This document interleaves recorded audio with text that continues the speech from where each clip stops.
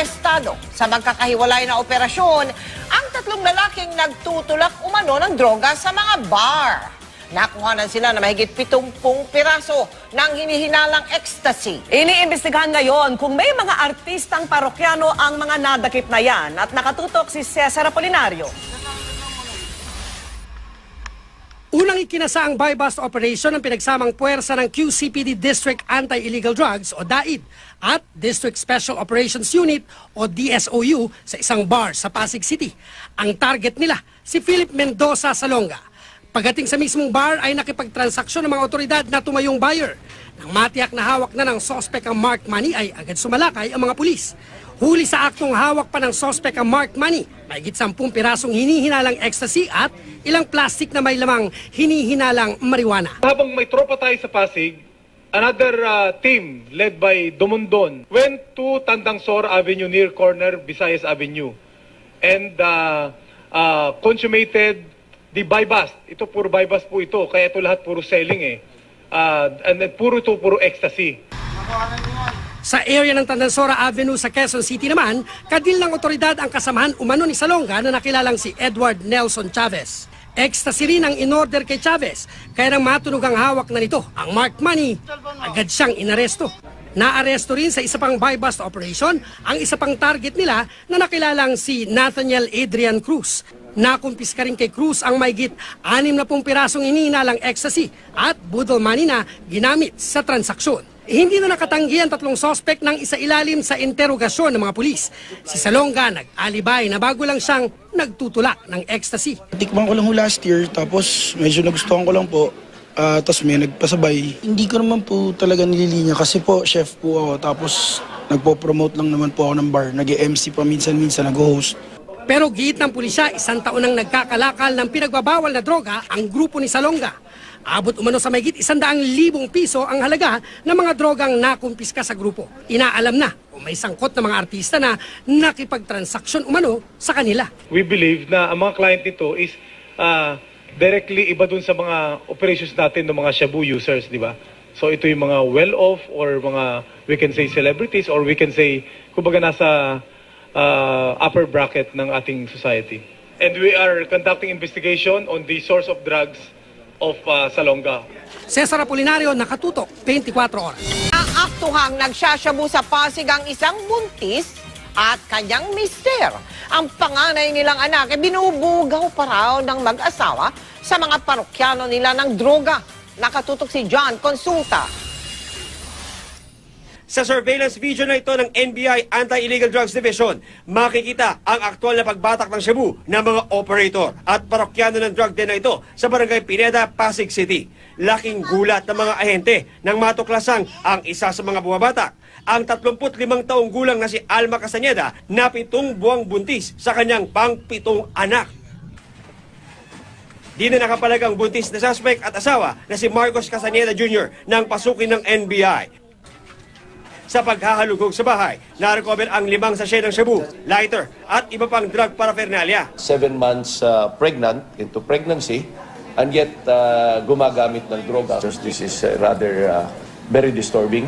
Remnant daw ng grupo ng drug lord na si Amin Boratong sa Pasig ang naturang mga suspect na may nakakapanindig balahibong alok sa kanilang mga kliyente para sa kanila bumili ng droga. The daughter of this couple is being molested by some patrons of the said drug den. And that is very revolting. Mariing itinanggi ng mag-asawa ang aligasyon. Aminado naman ng babae na nagsasyabu siya. Pero hindi raw siya naniniwalang makakasama ito sa kanyang ipinagbubuntis. Hindi ba kayo natatakot na baka maapektuhan yung baby ninyo sa paggamit ng droga? Hindi po kasi, hindi lang naman to ang pinagbuntis ko na ano. Nagpapagamit kayo? Pampagana lang parang ganun. Kasi mag-asawa po, ganun. Pinag-aaralan na ng NBI kung ito-turn over sa DSWD ang anak ng mga suspect. Sentro ngayon ng follow-up operation ng NBI Anti-Illegal Drugs Division ang paghuli sa mga natirang kasamahan ng mga naarestong suspect. John Consulta, nakatutok, 24 oras. Maraming salamat, Vicky. Ang ilang natutukhang lumilipat lang daw ng pwesto para magbenta ng droga ayon sa pulisya. Ang isang drug suspect nga na matagal na raw pinaghahanap sa Marikina at Laguna sa Taguig na dakip. Aktual yang tinutukan ni Emil Sumangil, Exclusive.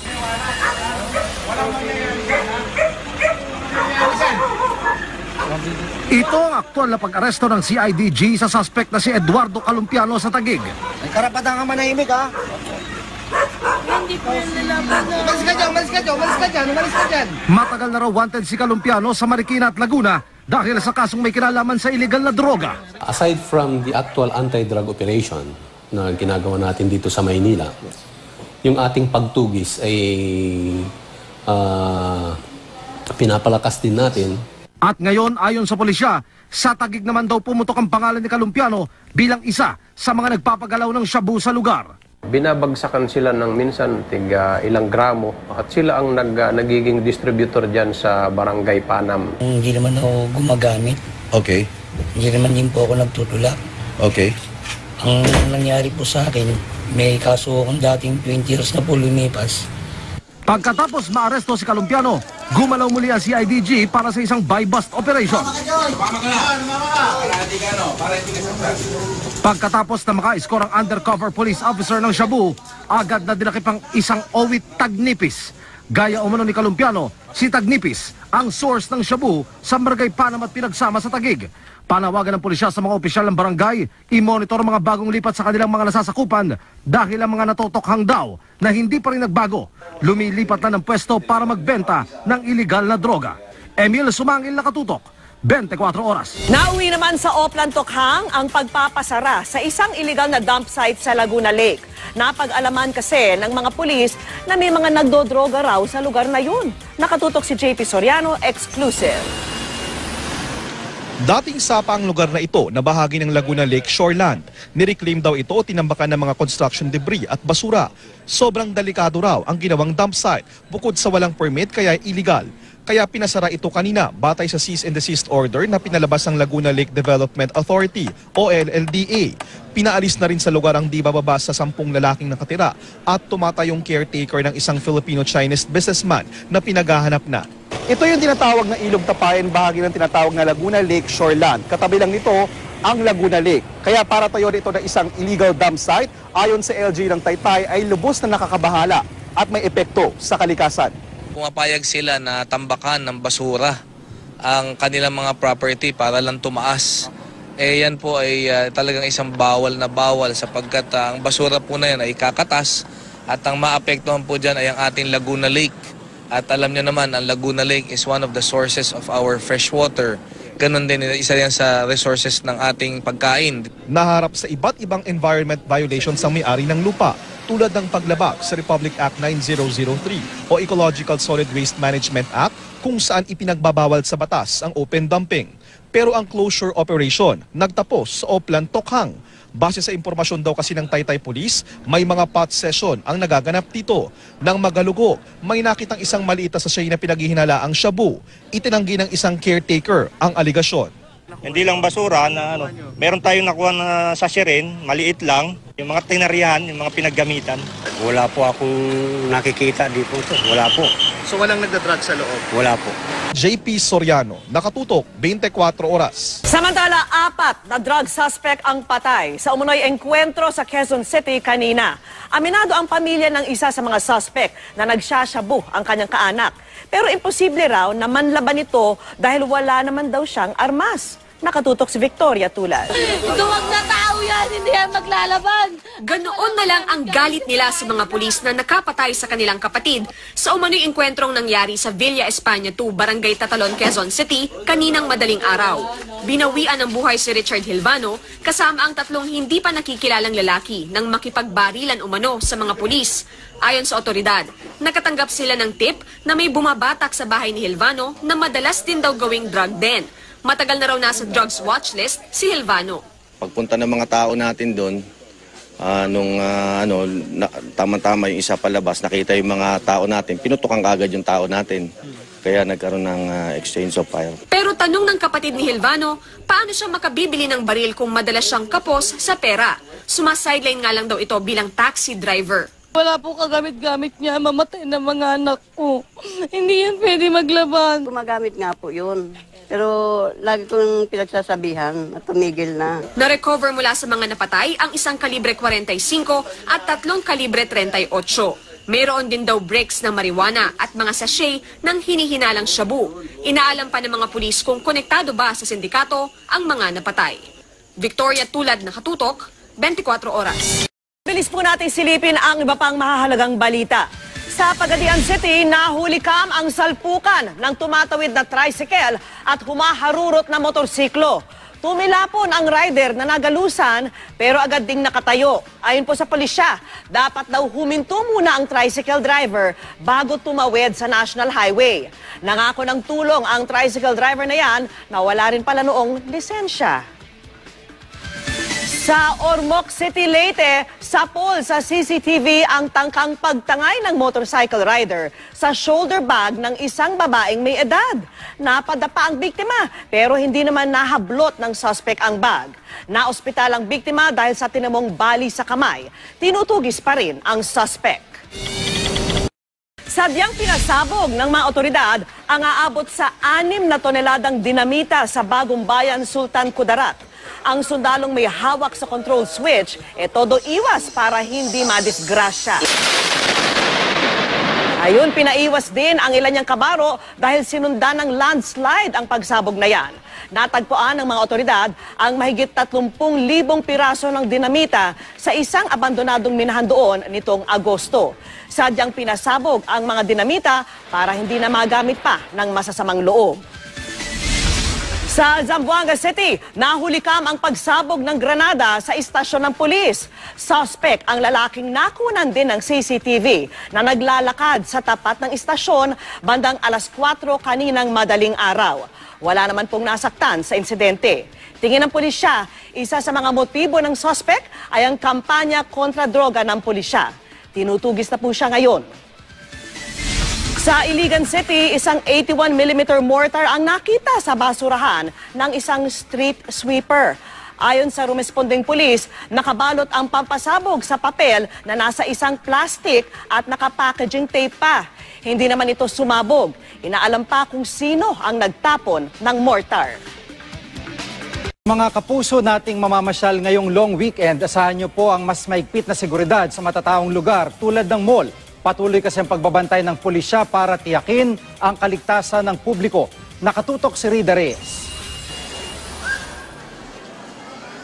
Hanggat naka-full alert status daw ang buong kapulisan, masanay na raw na makita sa mga shopping mall ang mas maraming pulis. Kanina, nag-ikot ang PNP sa ilang malalaking mall sa Taguig para silipin kung nasusunod ang mas pinahigpit na security measures para matiyak na hindi na raw masusundan pa ang naganap na pagsabog sa Davao nitong nakaraang linggo. Pag weekends po ma'am dito sa may mall, talagang dagsahan po ma'am ng tao po rito.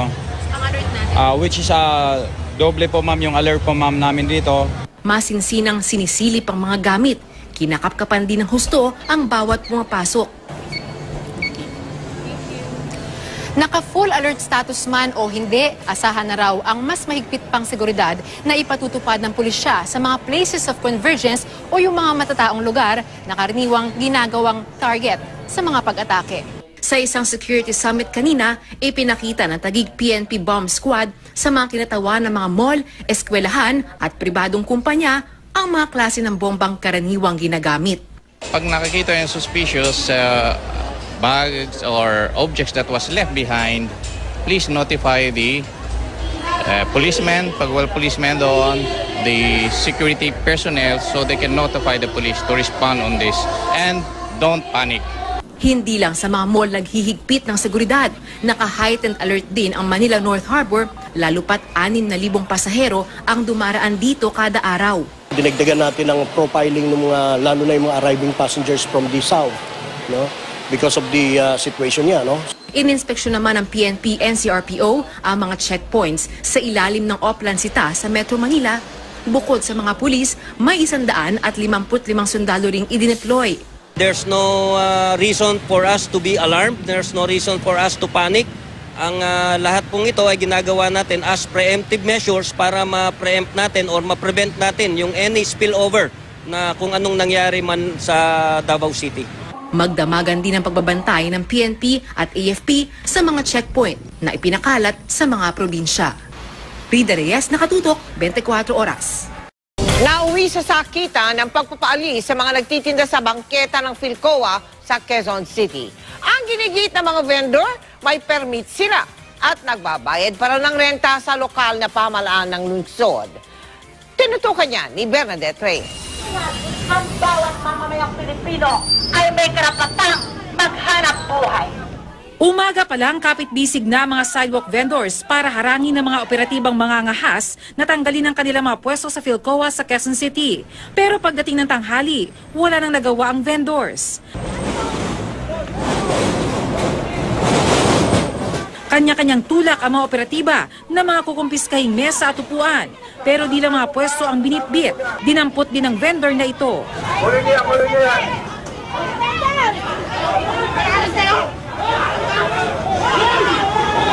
Hanggang sa nauwi na ito sa sakitan.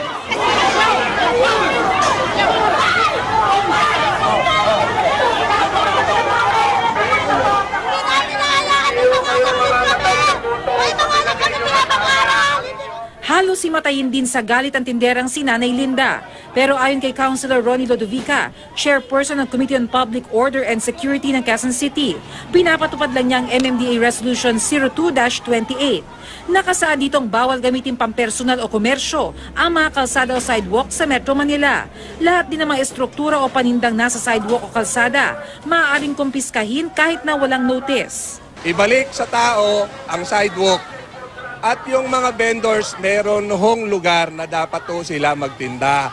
Makipag-usap po sila sa lungsod Quezon, marami hong palengke. Katwiran naman ng vendors, may permit sila mula sa City Hall. Nagbabayad nga raw sila para makapagtinda sa bangketa. Binigyan kami ng permit. Buwan-buwan kami nagbibigay. Kung alin ang violation, di tanggalin natin. Okay? Kung masikip, di ilipat natin yung nakakasikip. Saan ba natin ilipat? Pero tingin ni Lodovica, kung may nakakuha man silang permit, mukhang misdeclaration. Supreme Court na nagsabi na ang karsada po beyond the commerce of man. Bernadette Reyes, Nakatutok, 24 Oras. Naging tensyonado ang pagpapaalis ng sheriff sa isang babae mula sa isang gusali sa Maynila. Dahil ang babae armado umano ng submachine gun. Nakatuto si Cedric Castillo. Ma'am, may kasi ito. Police, ma'am. Saan tayo? Itinaan sa pagkaway ng negotiator mula sa Manila Police ang pagpapakilala para makalapit at makausap ang babaeng yan sa isang residential at commercial building sa Ermita.